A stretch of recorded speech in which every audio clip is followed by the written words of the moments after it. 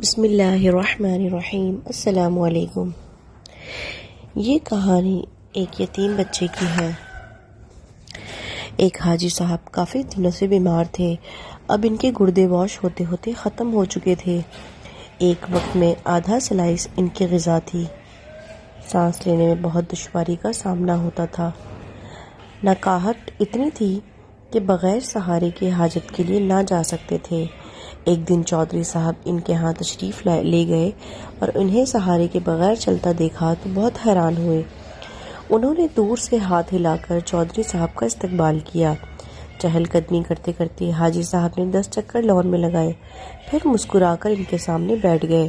ان کی گردن میں صحت مند لوگوں جیسا تناؤ تھا۔ چودھری صاحب نے ان سے پوچھا کہ یہ معجزہ کیسے ہوا؟ کوئی دوا، کوئی دعا، کوئی ہومیوپیتھی علاج، کوئی تھراپی، آخر یہ کمال کس نے دکھایا؟ حاجی صاحب نے فرمایا، میرے ہاتھ میں ایک ایسا نسخہ آیا ہے کہ اگر دنیا کو معلوم ہو جائے تو سارے ڈاکٹرز اور حکیم بے روزگار ہو جائیں، سارے ہسپتال بند ہو جائیں اور سارے میڈیکل اسٹوروں پر تالا لگ جائے۔ چودھری صاحب مزید حیران ہوئے کہ آخر ایسا کون سا نسخہ ہے جو ان کے ہاتھ میں آیا ہے۔ چودھری صاحب نے فرمایا کہ میرے ملازم کی والدہ فوت ہو گئی۔ میرے بیٹوں نے عارضی طور پر ایک 6-7 سالہ بچہ میری خدمت کے لیے دے دیا۔ میں نے ایک دن بچے سے پوچھا کہ آخر کس مجبوری کی بنا پر تمہیں اس عمر میں میری خدمت کرنا پڑ رہی ہے؟ بچہ پہلے تو خاموش رہا اور پھر سسکیاں بھر کر بولا کہ ایک دن میں گھر سے باہر تھا، میری امی ابو بہن بھائی سب سیلاب میں بہہ گئے، میرے مال مویشی ڈھور ڈنگر زمین رشتہ داروں نے قبضہ کر لیا۔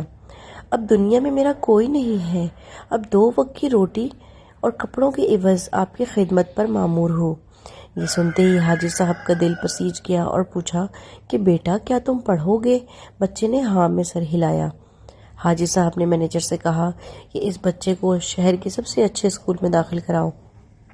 بچے کا داخلہ ہونا تھا کہ اس کی دعاؤں نے اثر کیا۔ قدرت مہربان ہو گئی مجھ پر۔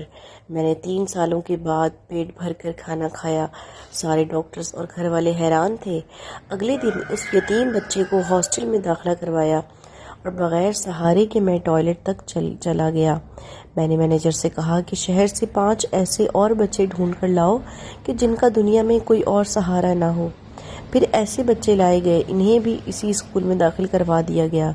الحمدللہ اللہ تعالیٰ نے فضل کیا اور آج میں بغیر سہارے کے چل رہا ہوں، سیر ہو کر کھا پی رہا ہوں، پیٹ بھر کر اور کہکہے لگا کر ہنس رہا ہوں۔ حاجی صاحب سینہ پھلا کر گلاب کی کیاریوں کی طرف چل دیے اور فرمایا کہ میں اب گروں گا نہیں جب تک یہ بچے اپنے قدموں پر کھڑے نہیں ہو جاتے۔ حاجی صاحب گلاب کی کیاریوں کے قریب رک گئے اور ایک بہت ہی عجیب فقرہ زبان پر لائے کہ قدرت یتیموں کو سائے دینے والے درختوں کے سائے ہمیشہ لمبے اور دراز کرتی ہے۔ اے کاش کہ ہم سب کو بھی یتیموں کے سروں پر ہاتھ رکھنے کی توفیق عطا ہو، اور اے کاش کہ ہم بھی ایسے بن جائیں کہ یتیم کی ہم پرورش۔ حدیث مبارکہ میں حضور علیہ الصلوۃ والسلام کا ارشاد مبارک ہے، جس کا مفہوم کچھ اس طرح ہے کہ میں اور یتیم کی کفالت کرنے والا قیامت کے دن اس طرح ہوں گے۔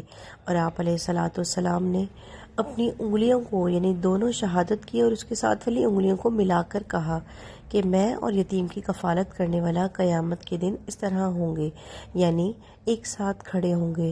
اللہ پاک ہمیں بھی یتیم کے ساتھ اچھا رحم و کرم کرنے اور اس کے ساتھ اچھا معاملہ کرنے کی توفیق عطا فرمائے، اور ہمیں تمام حقوق العباد کو بر وقت ادا کرنے کی توفیق عطا فرمائے، اور ہمیں اپنے والدین کا مطیع و فرما بردار بنائے۔ آمین ثم آمین۔ ویڈیو اچھی لگی ہو تو چینل کو لائک کیجیے، ویڈیو کو لائک کیجیے اور چینل کو سبسکرائب کیجیے۔ جزاک اللہ خیرہ۔